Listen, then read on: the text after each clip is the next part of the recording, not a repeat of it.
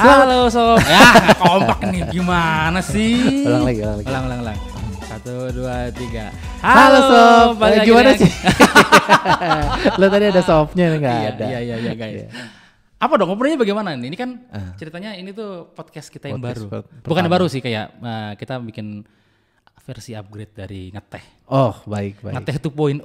Asik. Dan karena untuk podcast kita kali ini, kita nggak akan hanya ada di YouTube kita, tapi kita punya di beberapa platform. Oh ini mulai nih? Mulai dong. Oh ya elah, itunya kagak kompak juga. Apa? Ya kan kata itu justru terlihat alami gitu loh. Anjay. Biar semua orang tahu kalau emang itu sebenarnya nggak kompak memang. Gitu. Jadi podcast ini juga nggak cuma bisa didengerin di YouTube, tapi juga bisa kalian dengerin di YouTube. Ada di Spotify, ada di Noise, ada di Pogo, ada di Apple Podcast, ada Google Podcast. Semua tersebar. Baik. Iya, di mana-mana. Nanti kita juga akan distribusikan ke beberapa masjid, musola gitu. Kalau perlu pakai CD dan kaset. Oh, CD dan kaset. Oh iya. Biar orang-orang dulu tuh juga masih bisa dengerin podcast gitu, kita. Iya. Papa Muli apa kabar? Baik. Oh, ini iya, belum baik. ngomong loh, Ngeteh itu apa? Oh iya. Kita mau opening lagi nggak? Boleh. Oh, oke. 1, 2, 3. Halo, selamat datang di Ngeteh, ngebahas teknologi. Alhamdulillah lancar. Gitu gak sih kapan kita pertama kali bikin Ngeteh? Kapan ya? Kalau pertamanya, Iya. saya nggak tahu yang pertama, tapi saya yang selalu ingat itu adalah di rumah orang tua saya yang di kita outdoor. Iya. Terus ada kolamnya di Iya. sebelah kolam. Iya.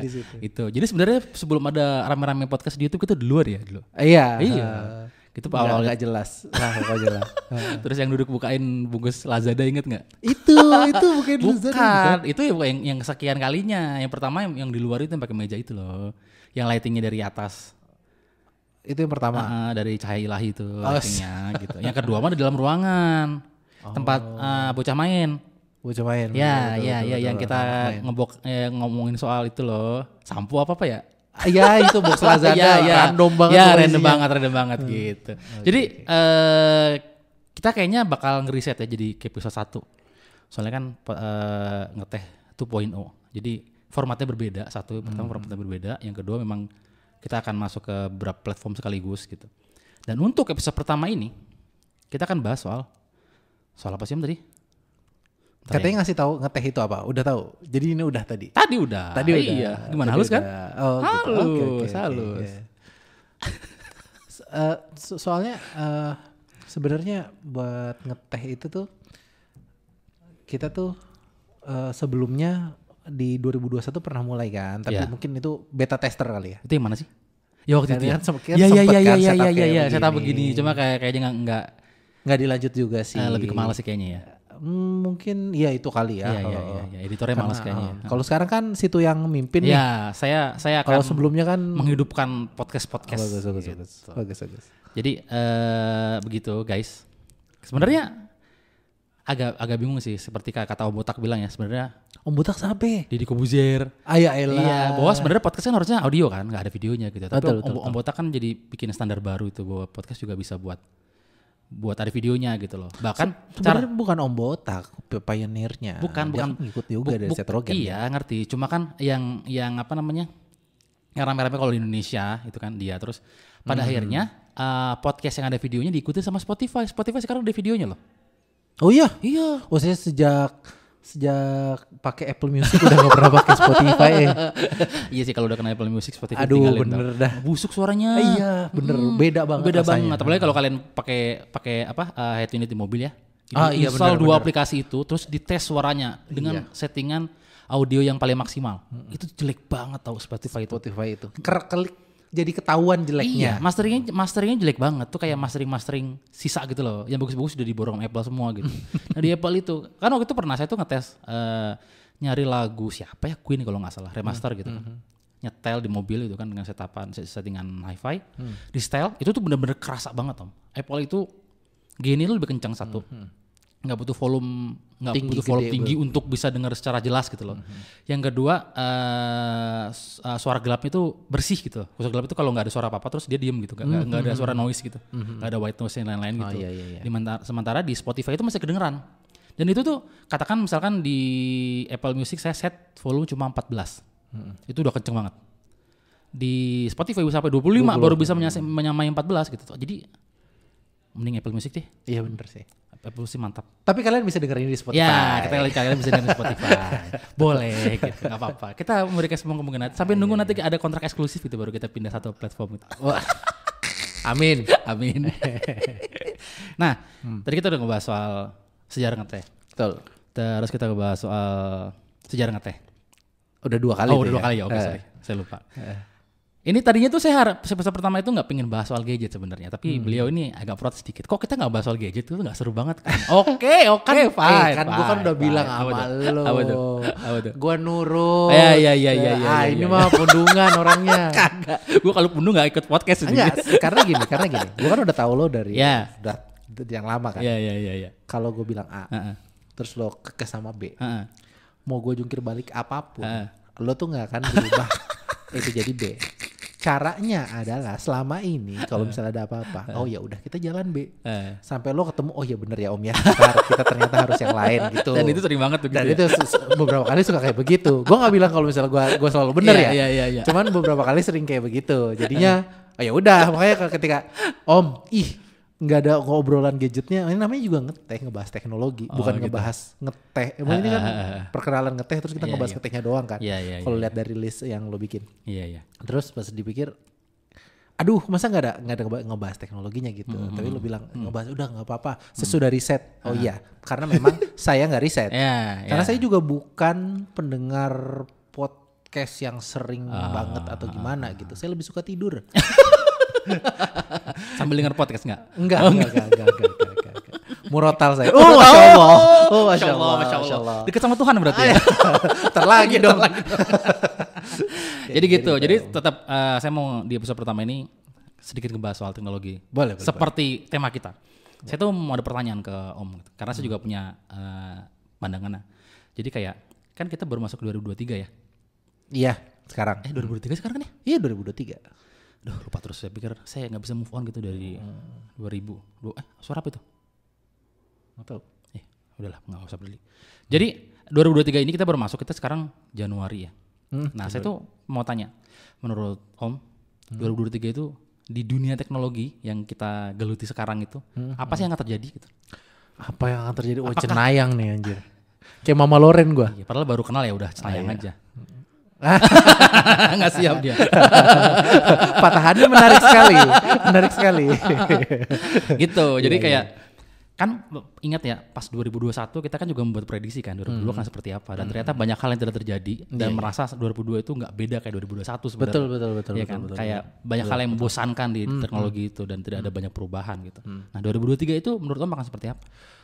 Well, ini sekali lagi prediksi belum tentu terjadi. Cuman saya memang ngelihat bahwa kita beberapa tahun ini ada perlambatan perubahan teknologi karena kan kalau dulu kan pas zamannya ketika 4G baru awal muncul gitu semua konten tuh langsung berubah jadi formatnya video semua yang beberapa media pun berubah format yang kita dari tahu cetak, dari cetak terus dia langsung nggak cuma dia berubah jadi online tapi dia langsung harus berubah menjadi video bukan blog post lagi. Cuman memang pas lagi mulai dari 2020, 2021, 2022 itu tuh kan sebenarnya yang waktu itu dibayangin itu adalah VR akan take over. Karena dengan hadirnya 5G gitu, terus juga sensor yang makin bagus, jadi latency juga sangat minim. Jadi kalau pakai VR dan itu online itu tuh akan semakin smooth.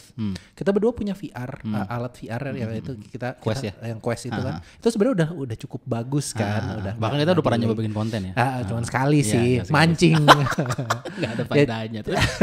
Cuman ternyata kesininya tuh kayak pertama nggak banyak orang yang beli teknologi itu, nggak banyak orang yang beli si Oculus Quest itu, juga nggak banyak yang jual. Itu penjualan jelek ya? Bukan jelek, harganya murah, tapi memang itu kan karena memang dipush sama si Facebook ya. Meta jadi ya. masih kayak disubsidi gitu. Tapi kalau kita lihat apa yang ada terjadi di Indonesia, kita ngelihatnya di Indonesia aja, bahwa nggak banyak orang yang beli itu dan cara untuk beli itu juga belum ada toko online resmi atau distributor resminya. Pantas gitu. saya jual punya saya nggak laku-laku Om. Lu jual? Pengen jual aja, pengen ganti yang dulu mana atau nyari kan ada yang baru tuh. Apa sih? Aduh. Yang Om Liar kemarin bahas itu, yang VR yang baru, iya. penasaran Dia itu sebenarnya. Cuma kayaknya jadi ragu gara-gara ekosistemnya kayaknya nggak akan sematang yang dimiliki oleh Oculus Quest 2 ya gitu. Dan itu kemarin pas iseng gua jual, susah lakunya cuy, siapa yang mau beli juga kayaknya karena orang juga nggak inget juga kalau barang itu ada di pasaran. Benar. Jadi memang itu dia. Saya kira pas 2022 tuh ya VR akan take over segala macam, ternyata enggak. Terus? Kayaknya di 2023 ini ngelihat semua beberapa perusahaan teknologi itu nge-lay off si pegawainya, beberapa pegawai Google semua segala macam pada nge-lay off beberapa pegawai. Terjadi juga di unicorn lokal. Saya ngelihat justru kayak mungkin 2023 ini kayak 2022 part 2. Udah 2022 2.0.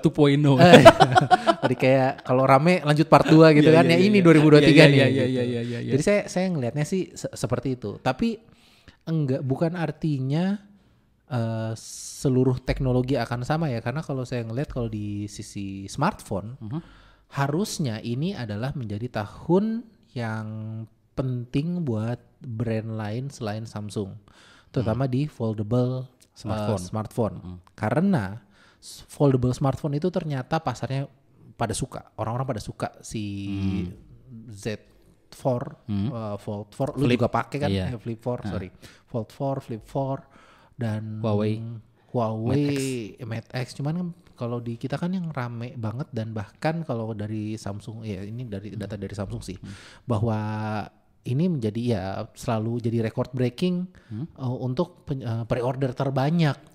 Hanya pre-order terbanyak.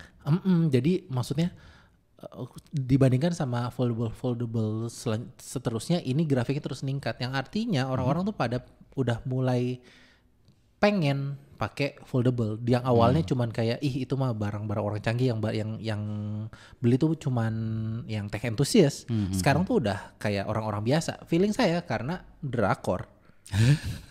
Karena drakor sangat membantu mempromosikan ya. Karena setiap kita nonton drakor pasti ngelihat hal itu kan. Samsung terutama kan penetrasi mereka ke film-film drama Korea itu luar biasa kan. Dan itu kan soft selling banget. Iya, soft selling, dimana si pemerannya tiba-tiba nelpon terus ngeliatin itu keren banget. Kok kayak bagus ya gitu bagus kan. Banget gitu, udah aktornya cakep-cakep gitu pakai itu kan. Jarang kan ngeliat ada iPhone drakor juga. Lu nonton drakor gak sih? Enggak. Istri gue cuma dapat resumenya doang. Oh gitu, nggak ikut nongkrong nih. Sekali-kali gitu cobain gitu satu season. Saya tuh sebenarnya nggak siap sama ininya, terkuras emosinya. Iya. Kemarin nonton Noktah Merah Perkawinan aja gue terkuras. Gue belum nonton tapi ngeliat orang review itu kesel banget kayaknya film itu. Kayak capek aja gitu. Saya tuh sebenarnya makanya saya tuh senangnya kalau nonton film atau hiburan gitu ya, senangnya tuh yang bikin gue happy aja gitu. Kalau misalnya nonton yang anime gitu ya, kayak anime kayak gitu-gitu yang raising the spirit gitu kan. Sebentar, bacanya anime atau anime? Anime. Kenapa anime? Bukan anime. Itu bahasa apa sih? Bahasa Jepang. Iya, anime. Anime atau anime? Anime. Anime apa itu ini? Anime? Enggak kan bacanya kan me kalau Jepang. Jadi kalau Jepang baca anime? Iya. Logat Jepang gimana? Baca anime? Anjay. Kan lu kan Jepang banget, perasaan nontonnya Jepangan mulu. Iya, kan kesukaan saya. Oh iya. Semua ibu Jepang ya? Semuanya. Yang itu juga semuanya. Seperti mainan gitu kan. Mainan nih, makanan. Saya suka Tamiya. Saya suka. Gitu. Iya. Oke. Gitu. Halus ya beloknya ya. Oh iya. Emang kita ngomongin itu kan maksudnya kan? Emang dari awal saya mikirnya itu aja sih. Iya. Oke, tadi sampai mana ya? Sampai apa yang prediksi? Selain itu apa lagi? Iya. Untuk prediksi teknologi situ bahwa ya drakor itu adalah alat marketing yang sangat baik ya. Dan makanya orang cukup nerima si foldable smartphone ini sekarang. Nah, beberapa sebenarnya udah bikin, kayak Huawei udah bikin. Tapi ya kemarin sempat dijual untuk versi pertamanya ya, tapi versi yang pertama yang udah 2 kali loh dia punya lipat. Nah, yang kedua ini dijual juga nggak sih? Saya agak lupa deh. Mereka soalnya agak nggak kedengeran ya. Agak nggak kedengeran soalnya. Nah, kalau Oppo juga udah mulai ngetis-tis. Oh, Oppo Find N itu ya. N2 ya. N2 ya. Betul. Jadi sebenarnya tapi belum bisa dijual sih. Kalau feeling saya sih memang karena ya ini TKDN kan mengharuskan mereka untuk ada. Kan mereka udah punya pabrik di sini. Negeri. Iya kan nggak cuma pabrik aja, punya pabrik tapi butuh alat buat assembly-nya. alat assembly untuk smartphone flagship itu tuh beda sama smartphone biasa. Itulah kenapa Xiaomi kalau misalnya pakai jualan flagship karena mereka masih di apa namanya pabrik kita bersama. Satu persada itu tuh belum ada buat assembly flagshipnya Xiaomi yang Xiaomi 12 Ultra segala macam. Jadi masuknya pakai TKDN software. Oh, TKDN software. Makanya begitu masuk software sampahnya banyak tuh. Banyak. Kenapa nggak Oppo tidak melakukan hal yang sama? Oppo kayaknya bikin juga buat yang Find X5 Pro. Oh, ada iklan emang itu. Masukin. Ya, maksudnya, seingat saya ada juga. Maksudnya kalau dia bisa masukin itu kenapa nggak masukin yang N gitu? Kayaknya antusiasmenya. Maksudnya kan ada momen di mana Samsung kan lagi naik banget nih flipnya. Harusnya kan momen itu bisa dipakai sama Oppo buat ikut nimbrung gitu loh maksudnya. Saya kurang ngerti. Walaupun penjualan Oppo besar ya kalau secara volume mereka sempat yang pertama juga. Tapi kalau saya lihat Oppo itu gedenya itu di pasar low, menengah, pasar low end-nya, terutama si A16 yang kemarin pas saya lagi ke pabriknya ngobrol sama Mas Aryo PR-nya Oppo, dia bilang gitu kalau misalnya A16 itu sudah ada penerusnya A17, tapi A16 masih di produksi. Karena apa? Karena ada permintaannya. Oh, diproduksi karena permintaan. Jadi lucunya ini yang saya lihat ya bahwa ternyata kalau misalnya kita lihat, kita reviewer atau beberapa orang yang nonton di online, Sobat HP secara online gitu ya, bahwa kita ini sebenarnya ada di sebuah bubble teknologi yang keluar dari bubble itu paling cuma David gadgetin aja, tapi yang sisanya circle-nya masih sama ya, perpotongan yang sama. Betul, itulah kenapa kayak mau kita ngomong Oppo A16 itu misalnya jelek atau gimana, penjualan masih bagus. Nggak ngaruh ya. Jadi kita nggak lu siapa gitu loh masih. Jadi mau netizen bilang dibayar atau apalah itu ampas atau apalah gitu atau genjutsu si salesnya mah nggak ngaruh, tetap aja berjalan bagus. Nggak ngaruh. Bahwa makanya kalau misalnya kalian bilang kalau HP Oppo mah jelek itu bagus marketingnya atau gimana gitu, itu tetap bagus kan marketingnya bagus. Itu sesuatu hal yang masih belum bisa di-achieve sama brand-brand lain. Jadi A16-nya itu masih terjual dengan cukup baik gitu. Walaupun sudah ada A17. Jadi lucu sih kalau pas lagi dengar kayak gitu ya. Nah, tapi beda halnya kalau kita ngomongin flagship. Find X5 Pro saya nggak ngelihat bahwa ada banyak orang yang ngomongin itu bahwa hey gue pakai Find X5 Pro dong walaupun sudah pakai embel-embel Hasselblad. Itu kan pernah saya pakai jadi sebagai daily driver which is good. Cuman kalau kita lihat dari antusiasme atau mungkin orang yang ngobrolin ya Samsung untuk seri flagship masih punyanya Samsung. Jadi Oppo masih belum, dan saya mungkin gara-gara kan banyak pertimbangannya untuk masukin flagship ke sini ya. Jadi si N2 itu belum masuk mungkin gara-gara Oppo masih ngelihat masih belum saatnya kali ya. Jadi masih ngetis aja gitu. Kemarin yang bikin siapa? David bikin videonya ya. Jadi tapi masih belum dijual gitu si produk tersebut.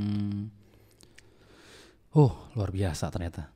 Terus tadi saya mau nanya apa terus itu ngomong banyak jadi saya lupa mau ngomong apa nih. Saya ngomong lagi deh kalau gitu. Gantian ngomong. Ya, saya masih ngomong soal ya itulah ini adalah saat yang tepat sebenarnya tahun 2023 buat produsen-produsen smartphone untuk ngalahin atau setidaknya nyamain Samsung lah, kasih Samsung perlawanan untuk foldable aja. Kita nggak ngomong flagship. Kalau flagship saya lihat Vivo bagus, yang X80 Pro, X80 itu tuh saya ngelihat bahwa kolaborasi mereka dengan Zeiss memang benar-benar ngasih elevasi yang cukup baik untuk di produk di kamera-kameranya ya. Jadi yang paling mendekati kalau kita lihat dari sisi produk, saya lihat dari kematangan software, hardware segala macam itu paling dekat itu Vivo. Jadi si Samsung yang pertama, yang kedua itu Vivo flagshipnya tuh udah mulai deket banget gitu. Yang ketiga baru si Xiaomi, baru ada Oppo di sana. Nah kalau tapi kalau kita ngomongin foldables itu bener-bener beda cerita. Beda cerita Samsung. Samsung ini bener-bener kayak kalau bisa dibilang dia nguasain mungkin 99% pasar foldables. Karena nggak ada lawan kan? Nggak ada lawannya. Dan ini bahaya kalau dalam hal kita ngomongin soal ini. Kalau kita ngomongin soal pertarungan pasar. Orang-orang pasti kan belinya foldables mah Samsung. Iya, ini udah tahun keempat loh kayak begini loh. Karena selama 4 tahun pun goyangan cobaannya cuma dikit banget. Paling cuma Huawei doang kan yang mencoba untuk goyang kan. Yang mana juga Huawei juga nggak bisa melawan karena emang gak ada GMS-nya gitu. Iya, itu dia mah kayak gimana ya? Kayak orang udah babak belur mencoba untuk bertahan. Tapi kita salut Iya, sih sama salut. Huawei. Dia sih. pantang menyerah. Dia Pantang terus menyerah mencoba. sih. Terus kan Huawei. Iya. Hebat sih, tapi kayak orang udah babak belur tapi kayak aku akan berjuang sampai titik darah penghabisan. Langsung inget-inget anime gitu ya. Iya kan. Nah, ngomongin soal foldable gitu. Om sekarang kan nggak pakai yang foldable kan? Nggak. Kenapa alasan akhirnya berhenti pakai foldable, pertanyaan? Baterai. Kenapa? Alasannya cuman karena baterai. Foldables itu tuh sebenarnya memakan tempat. Iya. Butuh buat moving parts-nya. Betul, buat moving parts, mekanisme untuk buka tutup itu tuh. Walaupun Samsung untuk seri yang sekarang itu sudah ngasih pembaruan sehingga dengan dimensi yang sama dia itu bisa ngasih kapasitas baterai yang lebih besar. Tapi saya masih kepentok sama baterainya. Karena ya kan layar besar butuh daya yang lebih besar juga. Betul, kan? layar besar kalau misalnya kita ngomongin Fold ya. Layarnya besar butuh daya yang lebih besar. Z Flip 4 itu sebenarnya lebih cocok buat saya karena saya senangnya HP kecil, terus kalau misalnya Fold juga dia lebihnya si Z Flip ini dia nggak terlalu ngedistract kita ketika lagi kita bekerja ya. Jadi ketika dalam kondisi tertutup lagi nggak dipakai, layar yang dia nyalain cuma layar yang kecil doang tuh. Jadi sebenarnya hemat. Cuman kalau misalnya ketika saya gunakan itu kurang lebih sama kayak S22. Kayak Samsung S22 saya gitu. Bocor itu kan. Ya, sebenarnya S22 kebocor juga sih, cuman mungkin karena pemakaian saya yang heavy user, tapi saya senengnya HP yang kecil. Kepentoknya di situ. Oh, makanya sekarang pakai Zenfone 9 itu. Sekarang pakai Zenfone 9 yang satu-satunya bisa ngasih kedua hal itulah. Jadi baterai awet banget katanya. Awet ini. Kok bisa ya? Sekecil gitu padahal maksudnya. Saya masih nggak ngerti gimana caranya.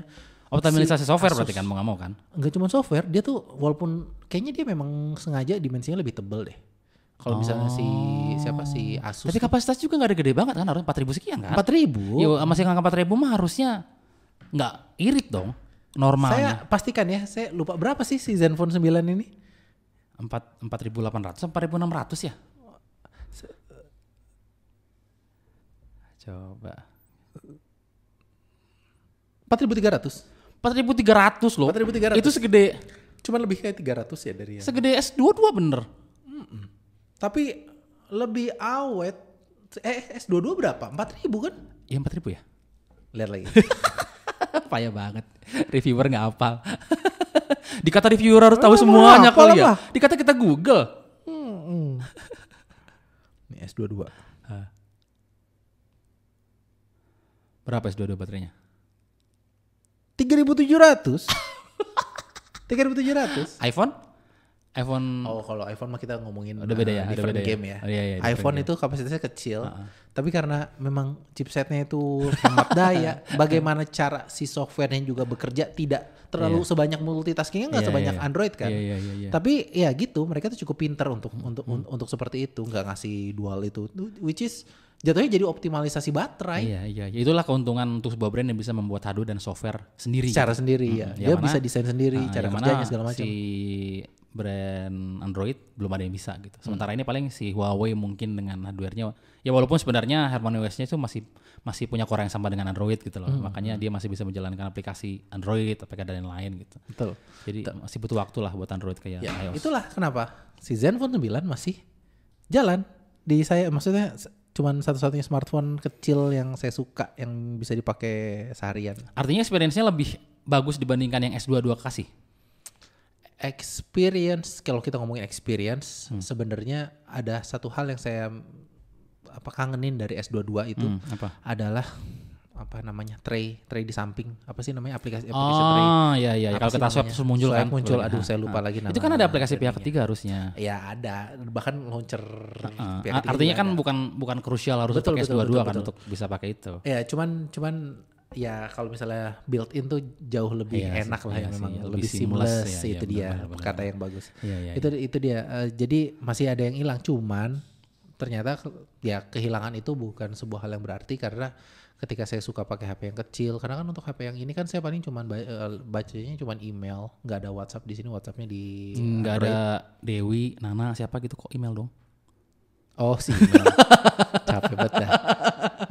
cuman ada email. Jadi sosmed. Jadi nggak terlalu banyak juga aplikasinya. Jadi ya makanya bisa tahan seharian. Itu saya suka. Kamera depannya aja yang burik itu aja dah. Kenapa kamera depannya burik? Nggak tahu, Asus memang kayak begitu Iya, tahu. Asus tuh nggak tahu deh. Dari dulu tuh research soal kameranya tuh suka ada agak-agak tahu nggak sih? Kadang-kadang kameranya bagus tapi tiba-tiba merah, gitu tiba-tiba. Wah, kamera belakangnya udah bagus. Ya udah oke. Kamera ya, belakangnya udah dibandingkan bagus, sebelumnya kan udah oke iya, gitu. Kamera depan si Zenfone 8, 7, 6 itu bagus karena dia pakai kamera belakang. Iya, kan betul. ngeflip kan? Iya, betul. Iya. Betul. Sekarang busuk banget kata kameranya. Iya. Balik soal prediksi tahun 2023. Oke. Apalagi yang akan terjadi? Selain foldables ya. Iya. Selain foldables pasar harus ini adalah tahun yang krusial buat brand untuk keluarin foldable smartphone. Terus yang selanjutnya ya kalau saya lihat di 2023 ini kita itu bukan kita sih sebenarnya. Kalau ngelihat komentar netizen itu sebenarnya udah mulai jenuh. Bosen mulai ya jenuh, gitu-gitu udah aja. bosen ya. Terutama contohnya di seri-seri Redmi Note. Yang gitu-gitu aja ya. Udah Yang berapa seri gitu ya? aja. Tapi saya sebenarnya waktu itu sempat ngobrol sama orang Xiaomi juga bahwa mereka punya insight yang menarik dan yang sebenarnya saya pun agak lupa gitu. Semua barang di Indonesia atau di dunia ini tuh naik Om. Apanya tuh? Semuanya harga. Oh, harga beras, harga ayam, harga premium bensin gitu kan. Naik semua. Tapi Shell turun Om. Makanya saya gunakan Shell. Saya gunakan Vivo. Tapi tiba-tiba nggak jualan lagi. Karena Kenapa? dengar dipaksa tutup sama Lo jangan ke pemerintah lagi dong. Santai aja kita. Saya lagi ngomongin soal Wakanda sebenarnya. Iya. Wakanda emang lagi ada konflik sana gitu. Iya. Setelah nggak ada hadirnya, ketidakhadiran itu ya pemimpin yang T'Challa udah nggak ada gitu. Udah nggak ada ya. Iya. Nah, ya semua harga naik. Tapi lucunya kalau di kita, yang namanya smartphone Redmi Note itu kayak jangan sampai lewatin threshold 3 jutaan atau 4 jutaan. Kayak kalau misalnya itu keluar dengan harga 5 juta, ya kita pasti bakal marah gitu. Wah ini sekarang harganya mahal. Tapi produk itu dituntut untuk ngasih suatu hal yang baru. Jadinya mereka kayak bingung nih gimana nih gitu loh. Yang pada akhirnya nggak ada yang baru juga kan setiap Iya, seri. jadi nggak ada yang baru. Iya. Karena kalau misalnya mereka kasih suatu hal yang baru, contoh misalnya OIS atau ya fitur lain lah gitu. IP rating lah gitu. Harganya naik. Bahkan waktu transisi antara layar IPS ke AMOLED aja inget banget itu jadi naik harganya. Iya betul. Berasa kan? Itu dia. Jadi kayak oh iya juga ya. Jadi mikirnya kayak gitu. Jadi kalau saya lihat sih yang jelas hadirnya di yang mulai membosankan tuh memang di pasar mid. Karena pasar premiumnya udah ada foldable suatu hal yang baru yang memang kalau udah nyobain tuh kayak kayaknya seru lagi nih gitu kan dunia smartphone. Tapi di mid ke bawah itu agak sulit.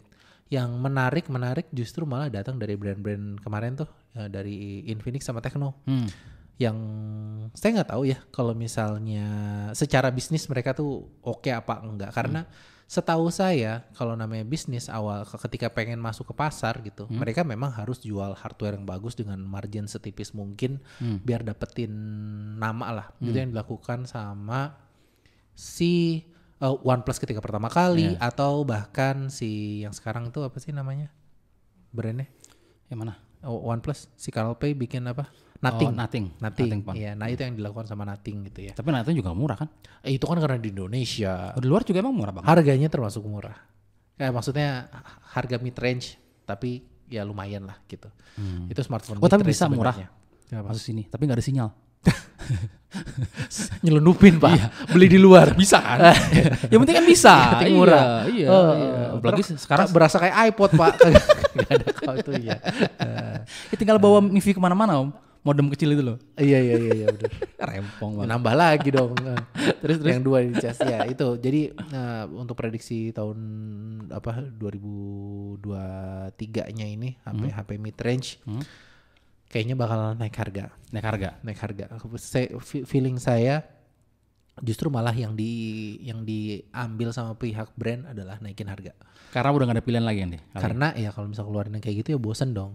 Yang menarik justru malah jadi kelihatan si Tecnopova itu jadi kelihatan sangat luar biasa menarik buat orang-orang. Tapi kalau menurut saya, kalau ngelihat kata Om tadi, Xiaomi itu stuck karena tetap harus mempertahankan harga yang terjangkau.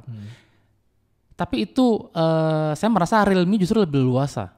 Karena mereka tidak punya batasan harga. Mereka jadi lebih, kalau kita lihat perkembangan antara Realme dari tahun ke tahun, itu lebih terasa perbedaan dibandingkan Xiaomi. Iya kan? Iya lebih sih, kelihatan luas untuk berubah gitu loh. Kayak tiba-tiba oh desainnya ini lucu nih, tiba-tiba desainnya kok kayak mirip Huawei, tapi setidaknya ada berubah gitu kan. Iya, betul, berubah secara signifikan gitu loh. Artinya kayak karena mereka soal harga mereka nggak pernah pusing di awal seperti Xiaomi alami gitu. Jadi mereka lebih luasa untuk mencoba sesuatu yang baru sebenarnya. Walaupun pada akhirnya jatuhnya sama aja karena hardware-nya juga mirip-mirip gitu kan. Kayak 2 seri dengan jeda cuma 6 bulan tapi hardware-nya sama, cuma beda resolusi kamera doang gitu loh. Sebenarnya ada yang Xiaomi tawarkan yang baru. Apa tuh? Yaitu tapi sayangnya ada di flagshipnya. Bahwa sekarang mereka sudah bekerja sama Leica. Oh. Itu sih sebenarnya yang harusnya jadi game changer. Nah makanya buat Xiaomi sebenarnya Xiaomi 13-nya ini harus dijual di sini. Harus masuk. Karena saya dapat dengar. Oh yang mirip iPhone itu ya? Emang mirip iPhone? Iya. Ya? Oh gitu. Mirip iPhone. Oh iya benar bodinya. Iya, tapi ya itu dia. Siapa sih yang nggak mirip iPhone zaman sekarang? Bukan, maksudnya kan minimal amati tiru modifikasi gitu kan. Jangan amati tiru gitu kan. Beda kan itu kan. Iya. Itu tuh kayak saya nggak akan mengkritik kalau amati tiru-tiru. Mungkin karena pas sekolah saya juga begitu. Nggak modif amat. Nggak modif amat ya. Yang penting oke. Yang gitu, penting ya. lulus. Iya, yang penting lulus. Jadi iya. Ya nggak apa-apa lah. Lanjutkan Xiaomi. Ya. Menurut saya harus dibawa, si 13 ini. Iya, biar jadi refreshment dari si Xiaomi ini gitu loh. Ada kamera yang lebih bagus karena kalau ngelihat dari teaser atau sampel kamera bagus. Ya. Kelihatan gitu loh. Sebenarnya ya kalau saya merasa apa yang brand lakukan untuk memberikan teaser foto dari hasil produk mereka, itu tuh mereka buat sedemikian rupa, sedemikian effortnya untuk membuat foto yang sangat bagus karena iklan handphone mana yang kameranya nggak bagus, pertanyaan saya. Tanpa ada embel-embel brand besar Leica, Hasselblad dan lain-lain coba. Iya bener sih. Ada kan? Bener sih. Artinya yang mereka jual itu bukan hasil fotonya, emang brandnya doang. Iya kan? Lebih banyak brandnya. Tapi kan orang juga jadi mikir bahwa kayak gimana ya, bahwa selama ini hasil fotonya bagus tapi nggak ada brand Leica atau itunya kan jadi kayak nanti juga ternyata biasa aja gitu. Tapi lo melihat kalau iklan Apple pada saat presentasi untuk menunjukkan fotonya kan gila banget itu. Iya benar. Kayak benar-benar nggak ada embel-embel Leica, nggak ada embel-embel Hasselblad. Maksudnya kayak ya itu tuh hal yang tidak akan mungkin bisa di-achieve sama hand user gitu. Tapi menurut saya brand-brand Android melakukan itu karena mereka memang butuh a little kick gitu. Karena yang kita lihat sekarang adalah Huawei cukup berhasil loh brandingnya yang kemarin sama Leica itu. Awalnya seri P-nya yang dari Leica itu kan sebenarnya sudah pakai Leica. Tapi kesininya baru maksudnya dari zaman P8 kayak gitu-gitu kan udah ada. Tapi kan kayak baru di P20 atau mungkin sekitar 2 atau 3 generasi setelah kolaborasi itu berjalan, baru orang-orang menotis bahwa hey, kameranya di low light-nya jauh lebih bagus loh daripada daripada Apple. Bahkan sempet kan kayak P40, P50 bahwa yang punya sistem kamera paling bagus itu adalah Huawei. Iya. Ada saat di mana yang paling bagus yang kameranya tuh ya si Huawei ini. Bahkan di aplikasi di situs di ExoMark pun berapa kali ngalahin pixel kan, terkenal dengan kamera yang bagus. Huawei terus loh 1-2. Cuman ya gitu agak menurun setelah diselengkat sama ya itulah, jadi orang-orang jadi kayak nggak begitu tertarik ya. Walaupun mungkin secara hasil kayaknya saya sih merasa ya setelah Leica keluar dari Huawei, kan kalau di Cina itu kan ada kebijakan sharing knowledge itu kan. Betul. Mereka udah punya teknologi si Leica itu, jadi nggak usah pusing juga kalau nggak ada Leica sebenarnya kan. Gitu. Iya, kayaknya mereka juga cukup pede gara-gara itu sih. Mungkin setelah Leica mereka bisa masukkan Leijun misalnya. Anjay. Yang paling parah kalau masukin Leasing. Leasing. Nyicil. Tenornya berapa lama? Jadi Leasing. Gitu. Jadi oke, setelah itu Saya Jadi HP ya yang pertama soal kita recap si foldables yang dari brand-brand lain akan muncul. Yang kedua mid range yang harganya bakal naik. Yang saya lihat lagi itu adalah si smartphone gaming sih. Smartphone gaming. Iya kayaknya nggak ada pergerakan smart itu gaming dia. Yang terlihat di sini itu kalau saya lihat bahwa smartphone gaming itu kayak mulai menurun ya demand-nya ya. Sebenarnya kelihatan dari Black Shark sudah nggak pernah kedengeran suaranya lagi. Dan untuk menjadi sebuah smartphone gaming itu juga butuh effort yang gede. Gara-gara ya itu orang ekspektasinya tinggi gara-gara pengen yang bagus, terus juga pengen yang high refresh rate kayak gitu-gitu. Menurut saya smartphone gaming proper yang harganya paling murah itu baru di F4 GT. F4 GT. Ya, yang udah punya tombol fisik kan. Ada tombol fisiknya gitu, tapi yang ke bawahnya sini kan ya belum oke gitu. Which is sebenarnya juga yang si Infinix nge-branding gamingnya ini cukup bagus loh. Walaupun cuma Mobile Legend yang di. Walaupun cuma Mobile Legend, tapi itu sebenarnya masalah utamanya Om. Gini, kita ngomongin smartphone gaming, kalau misalnya di laptop atau di PC gitu ya, hardware-nya tinggi karena memang ada game yang demand hardware setinggi itu. Dan hardware tinggi itu ya game-game populer itu ya butuh hardware yang tinggi tersebut. Tapi kalau di mobile orang-orang bikin gamenya itu nggak perlu hardware terlalu tinggi karena gitu. biar banyak yang bisa main. Biar banyak yang pakai. Makanya yang rame itu apa? Free Fire, Mobile Legend. Sebuah game-game yang lu nggak butuh smartphone gaming dengan hardware Snapdragon 8 Gen 1 atau 8 Gen 2 untuk jalanin itu. Lu cuma butuh smartphone mid-range atau bahkan low-end. Harga-harganya si Tecno kan 1 jutaan, nggak nyampe 2 juta. Dan itu udah cukup buat kompetisi Mobile Legend. Jadi itu yang kayaknya ada sedikit kalau dibilang paradoks ya kayak belum, kalau game-game yang cukup tinggi ada memang contohnya kayak Genshin Impact, tapi apakah nggak banyak itu kan jadi kompetitif gaming kan? Iya, enggak. Gitu. Jadi kompetitif gaming tuh masih ada di smartphone mid range lah. Tapi PUBG sekarang berat loh. PUBG berat tapi ada di mana? Di mid range. Enggak butuh kayak kalau high end tuh bakal mempercepat atau bikin ngasih itu yang lebih baik gitu. Enggak, belum mungkin kata yang tepat adalah belum sampai. Tapi ya gitu, kalau misalnya demand yang enggak ada, buat apa semua orang brand-brand keluarin lagi. Makanya yang keluarin smartphone gaming itu cuma sedikit gitu. ROG paling. Nah, ROG sendiri sebenarnya bisa keluarin karena Asusnya enggak butuh duit. Saya coba tanya dah, brand mana ya yang jualan smartphone cuman high end doang, cuman flagship doang. Udah gitu telat mulu kan dari rilis globalnya. Rilis globalnya telat. Sekian bulan loh, lama itu. Kayak nggak ada niat coy, kayak duit apa itu enggak, yang penting kita mau keluar aja udah gitu. Itu dia. Kayak budgetnya keburu ada budgetnya tapi keluar gitu. Ya kan? kayak smartphone masih ada sisa nggak bro? Ada nih gitu kan. Indo belum loh. Oh iya Indo belum gitu. Terus dikeluarin kan. Tapi dia gitu, nggak ada Om. Adanya ya. Orang-orang kenapa kalau brand-brand baru tuh jualannya tuh HP low end sama mid end? Karena pasarnya gede. Iya. Jadi kejual nyari cuan lah intinya dari situ ya. Apa cuannya ini? Karena datangnya telat, harganya berapa? Murah kan? Iya murah banget. 10 juta. Affordable banget loh. Enggak nyampe 10 juta, aku 9 sekian. 10 juta.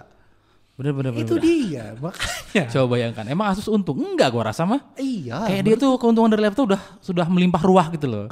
Kayak siapa yang butuh budget nih? Ini ambil gitu. Feeling saya juga di bagian laptop, Asus tuh udah bingung lagi, anjir nih bikin laptop gua gimana lagi ya. Makanya pakai yang layarnya fleksibel, yang semuanya flip layar juga, foldable, yang keyboardnya bisa dilepas dicopot. lo bisa taruh. Aneh-aneh aja gitu. Iya gitu, udah bukan laptop lagi itu. Iya. Udah di desktop gitu kan. Udah. Yang layarnya 2 biji lah. Yang trackpadnya ada layar, siapa? kerjaan. Bener dah.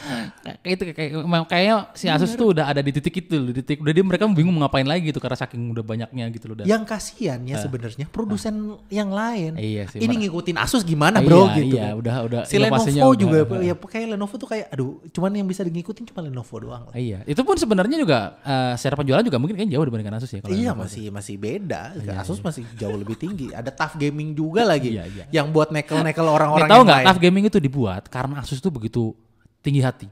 Jadi pada saat ada kompetitor bikin brand gaming gitu, udah deh kita nggak usah lawan pakai ROG, kita bikin sub brand aja yang lebih kecil buat ngelawan mereka gitu kan. Dan masih menang. Masih menang. Ya itu dia, jadi ya Asus ini apa sih yang seri ROG-nya tuh yang buat bener-bener high tech punya. High tech banget lah udah. Nah terus buat Nokia pasar lah. yang ini kan biasanya kan diambil sama yang lain kita mah santai-santai aja lah gitu yang ya desain gak usah bagus-bagus lah ya, spek bagus, harga oke gitu. Gua rasa ada TUF Gaming. Gua rasa itu consumer product dikasih warna kuning. Iya, TUF Gaming tuh. Gitu lah. Iya kan? Jadi aduh. Ini kita belum itu kita baru ngomongin 2 sub brandnya Asus ya. Belum VivoBook, belum ZenBook. Ini udah penguasa pasar laptop nih. Ini udah kayak di bagian. Tapi nggak banyak tahu nggak selain 2 itu ada ExpertBook juga yang benar-benar masuk corporate, coba bayangin. Bener. Dia tuh kayak semula ini bro itu udah celah, oke kita buat baru gitu. Kayak gitu tuh kayak yang bener-bener niche yang orang-orang lain kagak pakai.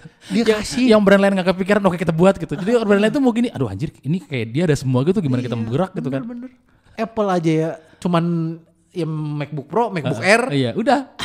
Iya gitu doang gitu. Asus loh tiap. Makanya itu dia, makanya kalau misalnya gaming baru itu. Tapi ada yang seger sih, ada iQOO sekarang. iQOO. Dari sih. Terus gimana iQOO kesan pertama terhadap iQOO? iQOO saya kaget sebenarnya. Kagetnya itu adalah kok dia bisa masukin Snapdragon 8 Gen 2 dengan cepat ya, ngalahin semua brand loh. Ini kayaknya kalau saya lihat memang dari si Vivo-nya sendiri ya sebagai parent company-nya si iQOO ini bahwa mereka ngelihat si pasar di Indonesia ini adalah pasar yang bagus berarti. Maksudnya kita diprioritasin. Kalau nggak prioritas nggak mungkin bisa Snapdragon 8 Gen 2 jauh lebih cepat daripada Samsung, daripada brand-brand lain, tapi mereka sudah ada produknya gitu. Itu kan artinya kan mereka yang pertama ya? Mereka pertama di Indonesia ya? di sini Snapdragon 8 Gen 2 di sini. Nggak lama dari saya peluncuran dia udah ada gitu. Nah, saya sebenarnya masih agak bingung sih. Maksudnya pertama dia masuk ke pasar yang sangat-sangat niche ya. Pasar yang gaming itu kan udah bener-bener niche banget gitu, nggak semua orang butuh smartphone gaming. Tapi gara-gara itu juga dia punya desain yang gak gaming-gaming banget. Jadi kayak masih masih kayak buat HP korporat gitulah. Cuma permainan warna aja ya kalau dilihat. Permainan warna sama yang putih itu ya, itu kan keren. Tapi kan hitam kan bener-bener korporat banget buat kantor. Iya. Yang saya nggak tahu adalah saya masih belum bisa atau belum dapet nikmatnya, mungkin gara-gara dipinjeminnya kurang lama kali ya sama iQOO-nya. iQOO tolong ya. Kita sebentar banget dipinjemin ini. Kalau boleh sih dikasih ya. Kalau boleh di seeding lah, dikasih lah. Ya gitu, kita nggak minta sih. Tapi kalau bisa nih. Kalau bisa ya ada rasa malu sedikit. Malu dikit lah. Harusnya kita yang malu deh. Kayaknya kita harus malu. Iya. Tapi enggak apa itu malu. Yang penting kita harus dapat seeding gitu. Kalau bisa lah tolong lah selonton ya, tolong sekali dikirim. Kita nggak ngancem. Cuman kalau misalnya nggak ngasih lihat aja. Kok lu kayak kades ya? Suka ngaceng kades lu. Kasih 9 tahun ya. Nanti kayak wajib belajar 9 tahun, Pak. Bapak mau ngapain sih? Udah potongannya preman kan. Bukan udah masuk politik lagi kan kita. Anda yang nyeret-nyeret. Aduh. Siapa lagi? Oke. Ya, terakhir kayaknya kita sebenarnya kalau ngobrol gini tuh panjang banget tuh, bisa berjam-jam gitu. Tapi tadi saya belum selesai. Iya. Saya masih belum tahu apa nikmatnya dari Monster Touch dengan ditambah sama gyro ini. Belum dapat feel-nya saya. Saya masih tipe lama. Saya masih mau Poco F4 GT lah ya. Karena memang sebenarnya sistem seperti itu tuh bukan hal yang baru tau. Sudah pernah dilakukan oleh si Black Shark dulu ya.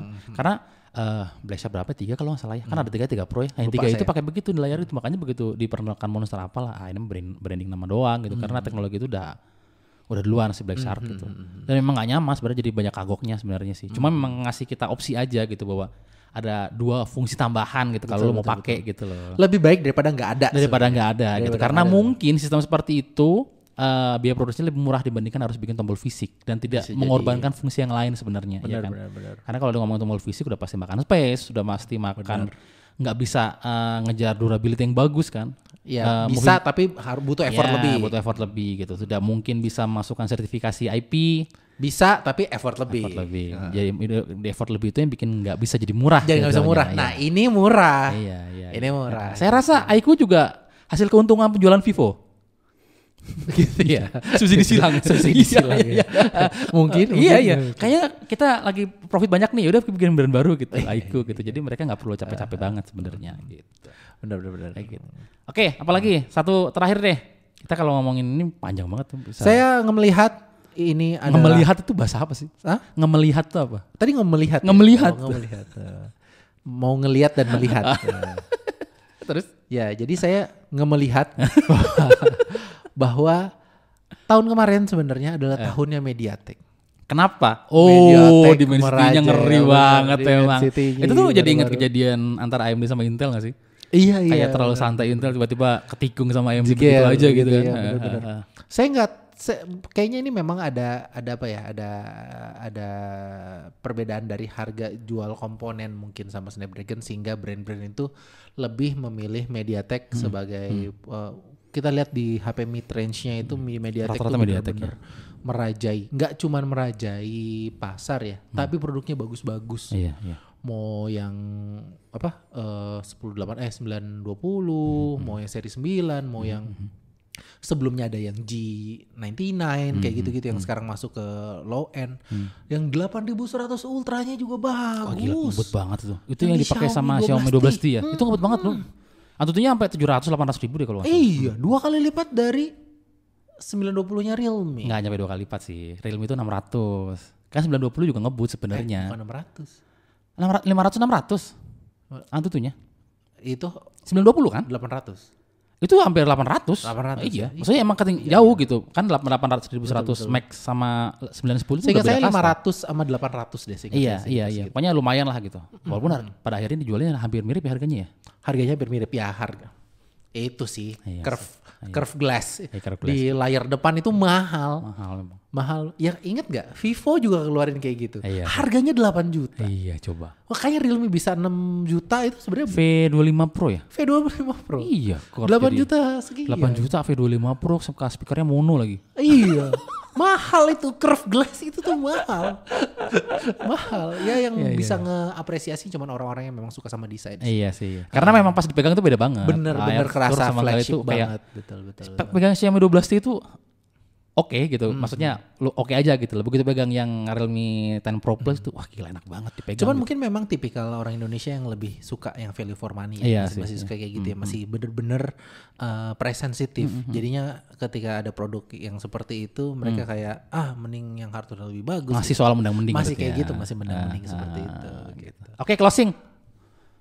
Iya. Oh iya, jadi yang terakhir itu adalah si Mediatek itu yang dan tahun ini tuh saya berharap Snapdragon kasih perlawanan. Jangan ngerasa aman kali. Jangan ngerasa di high end bagus terus kalian aman gitu. Iya. 7 Gen 1-nya masukin. Kan udah masuk 4 Gen 2. Oh iya, 7 Gen 2. Ada Snapdragon 4 Gen 2. 4 Gen 2. 4 Gen 2 Di siapa yang handphone pakai? yang saya pegang itu. Nggak Dia boleh bukan ngomong. situ. Ya kan saya nggak ngomong. Oh iya bener. Lu kan gak boleh ngomong. Lah kan gua nggak ngomong. Emang handphone apa gua tanya? Ya ini teaser berarti. Teaser. Iya ada Ada ya? Ada 4 Ada 4 Gen Iya, tuh, iya. handphonenya ya itu gitu. Iya, bagus gak? Biasa aja. Tapi oke lo bayar lumayan. Maksudnya dibandingkan generasi pertama jauh lah. Sama bagusan yang ini sekarang. Ya oke jauh. Oh, Kayak iya. ngebandingin sama 8 Gen 1 Gen 2. Iya nggak signifikan sih kalau 8 Gen 1 Gen 2. Tapi cuma kalau yang 4 Gen 2 ini agak signifikan. Kayak lebih mendekati performa seri 7 sebenarnya. Oh gitu. Bagus lah kalau begitu ya. Iya. Bahwa jangan Mediatek terus. Walaupun Mediatek bagus, cuman seneng gitu kalau ada saling serangnya gitu. Tapi kalaupun mereka punya generasi kedua SoC, jangan kira MediaTek sudah menyediakan amunisi buat tahun 2023 kan? Bener sih.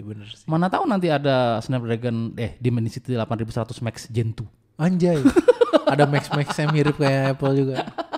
Ya closingnya adalah tahun 2023 mungkin kita masih melihat perlambatan atau kita masih melihat belum kembali seperti normal atau mungkin se-excited ketika di 2019 gitu ya. Luar biasa itu. 2019 sampai sebelum pasca pandemi datang gitu. Cuman saran saya sih ya kita nikmati saja apa yang hadir. Terutama untuk di high end kayaknya masih menarik. Tapi di tengah ini kalau tidak ada hal baru ya tentu agak disayangkan, tapi saya ngerasa bahwa brand tahu itu. Mereka kan punya data-datanya bahwa terjadi sekarang tuh udah mulai naik lagi sebenarnya. Awalnya tuh 2020 2021 tuh perlambatan, tapi pas lagi kemarin 2022 itu volumenya udah mulai naik lagi. Hopefully di 2023 dengan mereka proyeksinya tinggi sehingga mereka bisa ngasih kita produk-produk yang menarik. Oh, gitu. Oke, mantap. Gitu, guys. Jadi prediksi kita untuk tahun 2023 apa yang akan terjadi di dunia teknologi seperti itu. Walaupun dan kalau banyak di Sobat HP di 2023 akan sangat menarik karena kita menghidupkan banyak sekali segmen yang mungkin mati. Betul, mati suri lah. Kemarin kita nggak ada duitnya, sekarang sama kita masih nggak ada duitnya, tapi kita lebih boros saja. Itu dia. Nggak apa pendapatan minus, yang penting kita jor-joran aja. Iya. Sobat HP apa 2023 mau dicapai? Yang mau dicapai? Kalau saya tuh orangnya ini Om, sederhana. Sederhana ya? Sederhana. Saya cuma pengen ngalahin David di aja. Saya nggak muluk-muluk. Kalau tidak bisa ngalahin dari sisi ini ya, dari sisi jumlah subscribers, berat badan. Kita kalahkan dalam jumlah berat badan atau pertandingan bulu tangkis. Iya, David, ini tantangan terbuka untuk Anda. Kami tunggu tim Gadgetin untuk bertanding. Tapi jangan David dulu deh, sekalian Malvin dulu. Sudah berkali-kali kita tantang, kalian tidak merespon. Ya, jadi respon sih sebenarnya. Respon, tapi mereka sibuk banget. Mereka sibuk. Tapi kemarin saya lihat di story main badminton kan jadi panas ya. Iya. Enggak ada AC sih, jadi panas gitu. Oh. Kayak di McD ya. Emang McD gak ada AC? Ada panas 1, panas 2. Aku tidak siap. Sekian aja ngeteh kali ini. Kita ketemu lagi. Dia bisa berikutnya. Dadah. Bye.